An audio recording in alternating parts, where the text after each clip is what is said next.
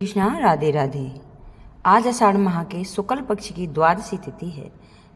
जिस श्री विष्णु भगत ने एकादशी का व्रत रखा है उन भक्तों के लिए प्रस्तुत है तुलसी माता की व्रत कथा। एकादशी का व्रत रखने वालों को द्वादशी के दिन व्रत का पारायण करने से पहले तुलसी माता की कथा अवश्य सुननी चाहिए, जिससे हमें भगवान विष्णु की कृपा प्राप्त होती है और हमारा व्रत भली भांति पूरा होता है। तो शुरू करते हैं तुलसी माता की कथा। बोलो तुलसी माता की जय हो। आज जो मैं आपको कथा सुना रही हूँ, यह कथा शिव महापुराण के अनुसार शंखचूर्ण और तुलसी के नाम से सुनी जाती है। तो कथा प्रारंभ करते हैं। बोलिए श्री हरि विष्णु की जय हो। शिव महापुराण के अनुसार प्राचीन काल में राक्षसों का राजा दंभ हुआ करता था, जो कि एक महान विष्णु भगत था। कई वर्षों तक संतान न होने के कारण राजा दंभ ने शुक्राचार्य को अपना गुरु बनाया। उनसे श्री कृष्ण का मंत्र प्राप्त किया। इस मंत्र को प्राप्त करने के बाद उन्होंने पुष्कर सरोवर में तपस्या की। भगवान विष्णु उनकी तपस्या से बहुत ही प्रसन्न हुए और उन्होंने संतान प्राप्ति का आशीर्वाद दे दिया। राजा दंभ के यहाँ एक पुत्र ने जन्म लिया। उस पुत्र का नाम रखा गया शंखचूर्ण। बड़े होकर शंखचूर्ण ने ब्रह्मा जी को प्रसन्न करने के लिए पुष्कर में घोर तपस्या की थी। शंखचूर्ण की तपस्या से प्रसन्न होकर ब्रह्मा जी ने शंखचूर्ण को वरदान मांगने को कहा। तो शंखचूर्ण ने कहा, यदि आप मुझसे या मेरी भक्ति से इतना ही प्रसन्न हैं तो मुझे वरदान दो कि मैं हमेशा अमर रहूं, कोई भी देवता मुझे मार ना सके। तो ब्रह्मा जी ने यह वरदान दिया और कहा कि वह अमरता का वरदान तो नहीं दे सकता, लेकिन उन्हें एक उपाय बता सकता है कि वह बद्री वन में जाकर धर्मध्वज की बेटी तुलसी से विवाह करे, जो इस समय तपस्या कर रही है। अगर तुम्हारा विवाह तुलसी से होता है तो तुम्हें कोई नहीं मार सकता, क्योंकि उसका सतीत्व अमर है। इसी वजह से तुम्हारा कोई भी बाल वांका नहीं कर पाएगा। इस तरह का वरदान पाकर शंखचूर्ण बहुत ही प्रसन्न हुआ। इधर शिरडी मुनि की पुत्री तुलसी बहुत सुंदर थी। उसकी इच्छा थी कि उसका विवाह भगवान नारायण से के साथ हो। इसीलिए उन्होंने नारायण पर्वत की घाटी में बद्री वन में घोर तपस्या की। दीर्घ काल तक तपस्या करने पर ब्रह्मा जी ने प्रसन्न होकर दर्शन दिए और वरदान मांगने के लिए कहा। तो तुलसी ने कहा कि आप वरदान सृष्टि के रचयिता हैं। ब्रह्मदेव आपको बारंबार प्रणाम है। आप तो अंतर्यामी हैं, सबके मन की बात जानते हैं। फिर भी मैं आप अपनी इच्छा तुम्हें बताती हूँ। अगर आप मुझसे इतना ही खुश हैं तो मुझे वरदान दें कि मैं चाहती हूँ कि मेरा विवाह भगवान श्री हरि नारायण के साथ हो। तो ब्रह्मा जी ने कहा कि तुम्हारा अविष्ट तुम्हें अवश्य मिलेगा, ये मेरा आश्वासन है। तुम्हें अवश्य मिलेगा, लेकिन इस जन्म में तुम्हारा विवाह भगवान नारायण से नहीं हो सकता। पूर्व जन्म में किसी अपराध के कारण तुम्हें श्राप मिला था, जो आज मैं तुम्हें बताता हूँ। इस जन्म में तुम अपने युवा अवस्था में अपने विवाह की इच्छा लेकर तीर्थ यात्रा करने निकली थी। कई जगहों की यात्रा के बाद एक बार तुमने गंगा किनारे एक वैश्य को तपस्या करते देखा।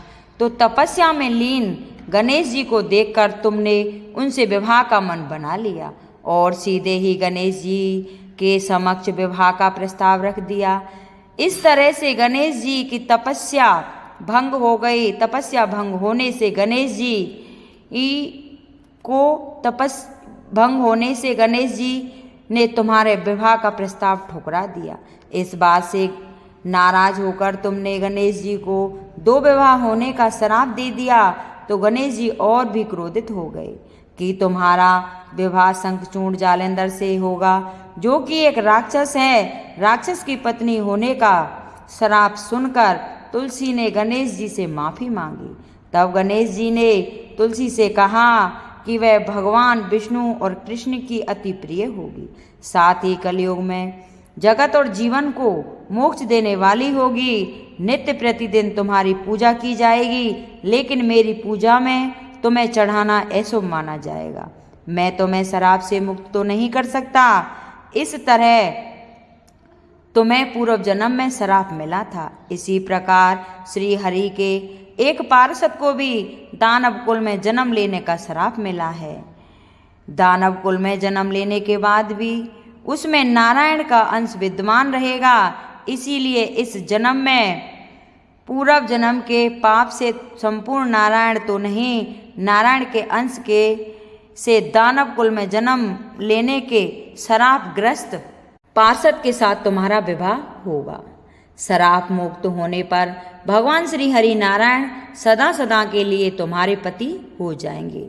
तो तुलसी ने ब्रह्मा जी के इस वरदान को स्वीकार कर लिया, क्योंकि मानव दानव कुल में जन्म लेने के कारण उसे यह भोग तो भोगना ही था।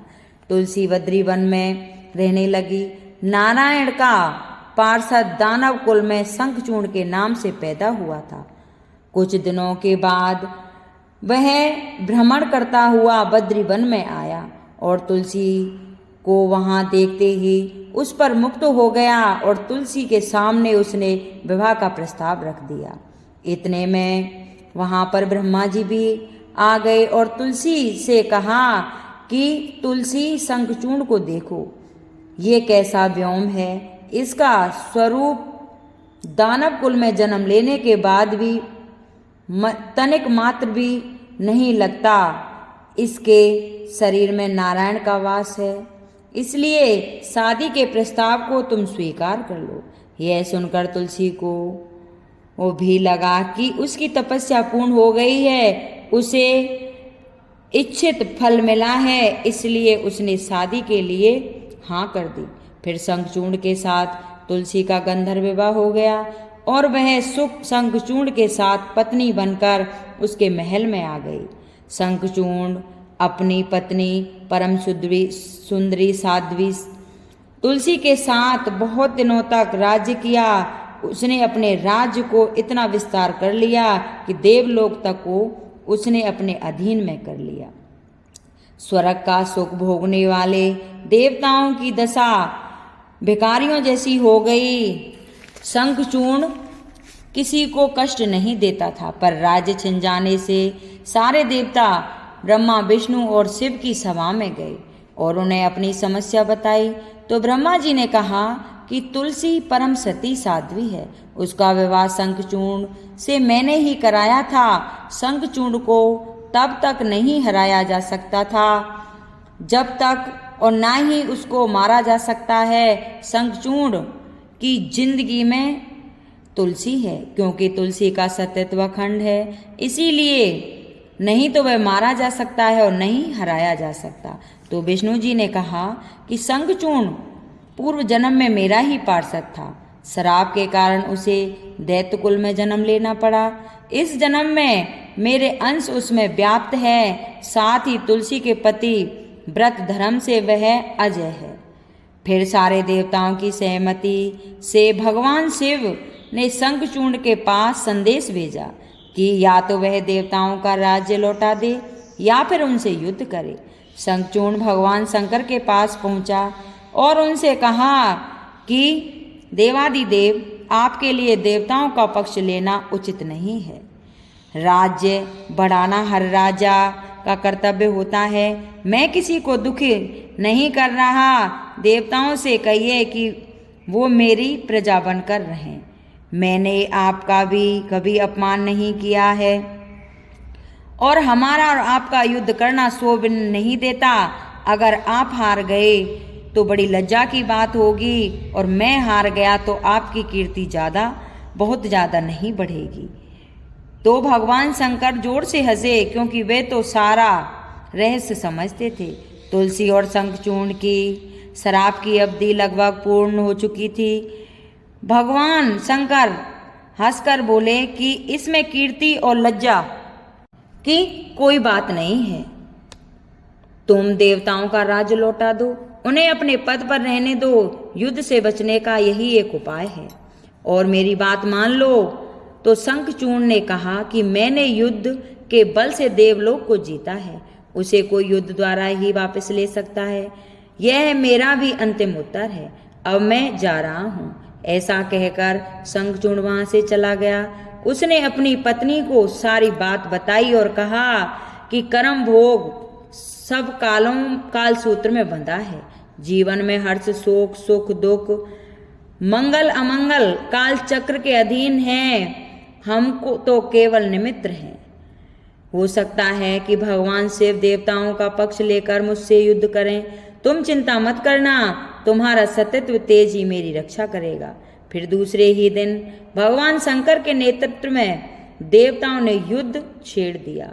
शंखचूर्ण भीषण बाणों की वर्षा करने लगा।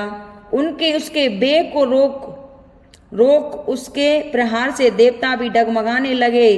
दानवीय शक्तियों का प्रयोग कर मायावी युद्ध आरंभ कर दिया। युद्ध स्थल पर वह कहीं किसी को नहीं दिखाई देता था, पर उसके अस्त्र शस्त्र प्रहार करके देवताओं को घायल कर रहे थे। देवतागण अपने अस्त्र चलाएं तो चलाएं किस पर, कि सामने कोई शत्रु दिखाई नहीं दे रहा। यह युद्ध कई दिनों तक चला। शंखचूर्ण पराजित नहीं हुआ तो भगवान शिव ने विष्णु जी से कहा कि विष्णु कोई उपाय करो, अन्यथा मेरा सारा यश मिट्टी में मिल जाएगा। तो विष्णु ने सोचा कि बल से तो नहीं, छल के कारण शंखचूर्ण को हराया जा सकता है। छल का सहारा लेना होगा। तो उन्होंने तुरंत ही अपना स्वरूप शंखचूर्ण जैसा बनाया और अस्त्र शस्त्र से सुशोभित होकर तुलसी के पास चले गए और बोले कि प्रिय, मैं युद्ध जीत आया हूँ। सारे देवता भगवान शंकर समेत हार गए हैं। अब मुझे कोई नहीं मार सकता। तुलसी पति को प्रत्यक्ष सामने खड़ा देखकर और विजय का समाचार सुनकर बहुत ही खुशी हुई और भागकर अपने पति के चरण स्पर्श किए, क्योंकि तुलसी को इस बात का जरा भी भान नहीं था कि शंखचूर्ण के स्वरूप में स्वयं नारायण वहां खड़े हैं।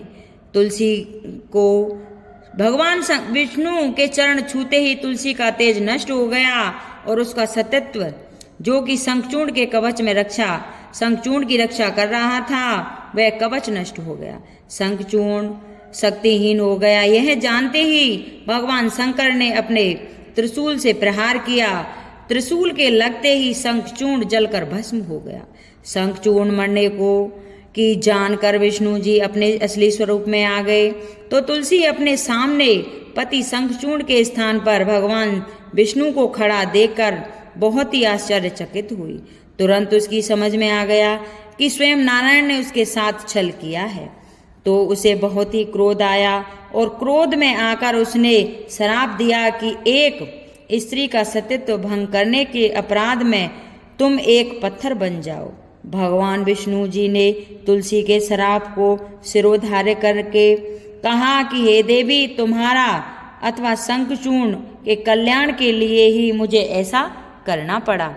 अब तुम भी शरीर त्याग कर तुलसी बिरला के रूप में जन्म लोगी और मेरी पूजा तुलसी दल से ही होगी, और मैं सालग्राम बनकर पत्थर बनूंगा और मेरे शीश पे तुम सदा आदर से विराजमान होगी, और शंखचूर्ण की हड्डियों से शंख की उत्पत्ति होगी और उस शंख की ध्वनि से देवताओं तथा मेरी पूजा आराधना होगी।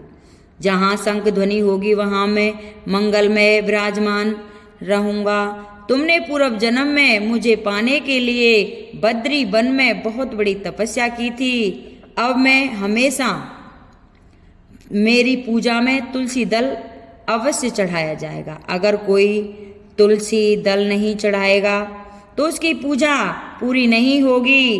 तभी से तुलसी को धार्मिक कार्यों में माना जाता है।